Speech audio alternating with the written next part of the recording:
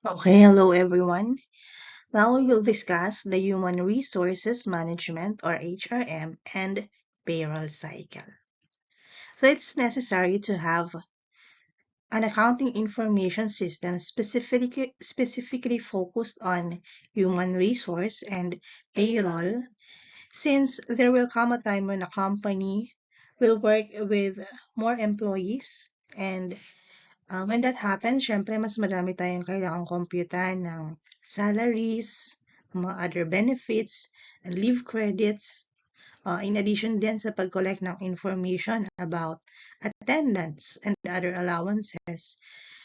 So it's important na merong separate accounting information system for HRM and payroll. Okay, first, let's discuss the human resource management process. Okay, here are the steps in the HRM process, which begins with the recruitment and hiring of new employees.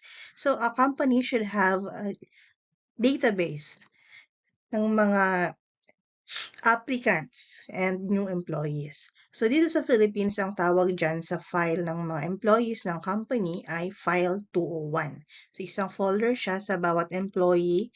Nakailagay doon lahat ng mga application documents niya and mga documents na related sa kanyang tenure sa company until siya ay umalis sa company.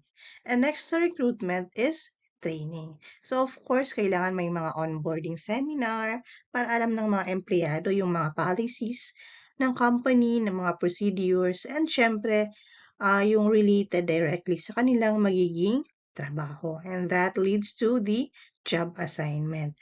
So, kasama sa HRM process, yung pag-turnover mismo dun sa empleyado sa kanyang direct supervisor. Para dito na i-discuss sa kanya yung kanyang official job assignment. Okay, next part is the compensation or payroll. Ito na yung magsasubmit ng mga DTR or if the company is using a system or biometrics and performance evaluation. So, ang bawat company, iba-iba ang kanilang policies and procedures when it comes to performance evaluation. So, it's important na alam natin kung halimbawa tayo ay empleyado or we are the head of a certain department, alam natin kung ano yung policies ng company when it comes to evaluating the performances of the employees. And syempre, dapat, ayan, hanggang sa discharge of employees, whether it be voluntary or involuntary, kasama din yan sa HRM process. So, start siya from recruitment to discharge. Okay, here we have a sample ERP that supports human resources and payroll. Hindi kasi lahat ng ERP merong HR, HR module. So, makikita natin dito, ayan, may factory workstations, may various department, and human resources.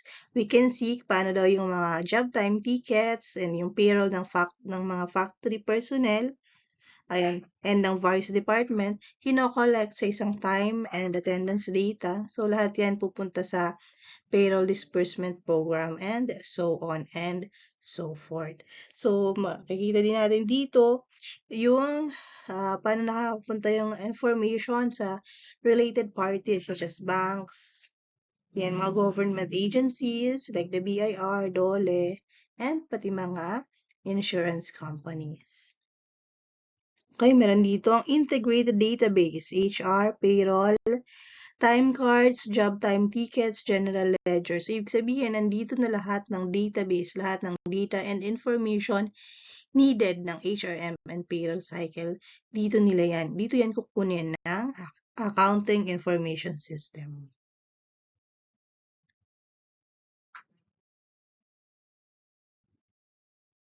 Okay, next we have payroll cycle activities. So, ang payroll cycle is a part ng HR cycle based doon sa kanina sa listahan. So, una daw, update master payroll data. So, syempre, iba-ibang company, iba-iba din ang tawag dito and iba-ibang itsura. But most commonly, it includes the names, the departments, the salaries, the leave credits availed, mga ganon, ng mga government contribution. So, lahat ng mga information na kailangan para makompute ang payroll ng isang empleyado. Pangalawa, validate time and attendance data. So, paano ito gagawin? So, syempre, kung halimbawa manual DTR, i-double check kung tama yung computation, i-compute kung ilan ba yung mga late and absences para kaltas dun sa sahod. And of course, dapat yung mga necessary approval, i-check din natin. And saka na magagawa ng payroll. Magko-compute na ng payroll. And disburse payroll, ibig sabihin, i-release na sa mga empleyado yung kanilang sahod, whether manually or through banks. And ayan, disburse payroll taxes. So after magpasahod ng mga empleyado, kung may mga taxes withheld, kailangan natin yung i-remit sa BIR. So that's part of the payroll cycle activities.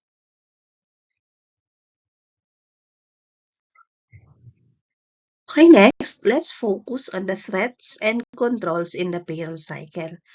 Ano ba yung mga posibleng maging problem sa payroll cycle? Ano yung mga solusyon na pwedeng gawin ng company? Okay, first, we have unauthorized changes to payroll master data. So, ang control doon, dapat access control and segregation of duties. Ibig sabihin, selected na tao lang ang pwedeng mag-access ng payroll master data and selected na tao lang din ang pwedeng mag-edit. Ayan. Inaccurate updating of master data. Halimbawa, mga clerical errors, ganun, mali yung mga na-type na pangalan, na middle initial. Okay, ang control daw is data processing integrity control. So, pwedeng magkaroon ng feature yung system nyo na i-double check ng system yung na-input na information based sa other information na na-provide. Or, halimbawa, pwede kayong mag-attach ng document and double check kung same yung napasok sa system. Next, we have inaccurate time and attendance data. Ayan, mali-mali daw yung attendance data. Ang control, supervisory review. Kaya may mga DTR, may mga companies, kailangan talaga may pirma ng supervisor. And source data automation for data capture. So, ito na yung ginagawa ng mga company na instead na manual logbook or manual DTR, meron ng mga biometrics na gumagamit ng mga fingerprint scanner, retinal scanner, para hindi na madadaya daw yung logbook. Next, errors in processing payroll. Ayan, ganun din, data processing integrity controls. Halimbawa, merong control para malaman kung may isang empleyado ang hindi nasama sa payroll or may bagong empleyado parang magpa-prompt sa inyo, okay, wala pa ito sa pinapasahod natin dati, para ma-double check ng gumagawa ng payroll. And of course, hindi mawawala dyan ang supervisory review. Importante lagi na may check and control tayo. Next naman are the threats and controls in payroll disbursement. So kung kanina sa computation, sa data entry ng related sa payroll, eto sa pag-disburse na. Okay? Theft or fraudulent distribution of paychecks. So halimbawa, naka-envelope system pa kayo ng pasahod, cash ang binibigay. May threat daw na, manakaw or fraudulent, ibang tao ang binigyan ng sahod. Okay, ang control, restrict access to blank payroll checks and check signing machine. Use separate account. So, segregation of duties. Tapos ito ang tinutukoy dito, parang isang separate account. Kung cash fund ba yun, kung cash mismo yung binibigay sa empleyado, isang separate account ng cash, impressed fund system na para lang sa pasahod. So, ibig sabihin, hindi siya hinahalo pa sa mga petty cash ng company. So, parang lang siya for compensation lang talaga. Next, failure to make required payments. Configure system to make automatic payments on time. So, ibig sabihin, halimbawa, kailangan daw ng pindot ng supervisor, tapos nakalimutan ng supervisor. So, pwede daw magkaroon ng automatic payments. Or pwede din mag-prompt na okay, meron pa tayong pending na due date ng ganitong araw. Untimely payments, so ganun din, configure automatic payments.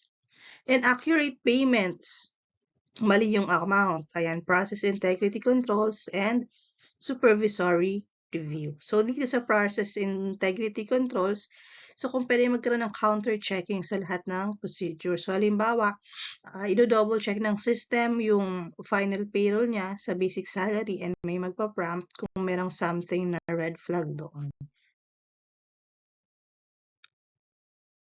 Okay, outsourcing options. Isa sa mga major na discussion ngayon or kahit dati pa, tinatanong niyang mga tao kung saan ba daw dapat ang payroll, kung sa accounting department or sa HR department. And it so happens na may mga company na ang payroll nasa HR, ang iba nasa accounting. May iba naman na halimbawa yung computation sa HR and yung processing ng mga vouchers sa accounting. So, depende na din siguro sa policies, sa size and sa nature ng company. Okay, however, isa din sa mga kino-consider ng company ngayon is mag-outsource. So, kumbaga, wala silang empleyado for the HR department or for the computation of payroll specifically, pero ina-outsource nila yung service sa isang or sa ibang company. Okay, here are some of the reasons to outsource payroll. First, reduce costs. Siyempre, isa sa mga reason dyan, magtipid. High cost of processing and minimize errors. Kasi syempre, kung outsourced yun, double check nila ng maayos. Kasi dala din yung pangalan nila.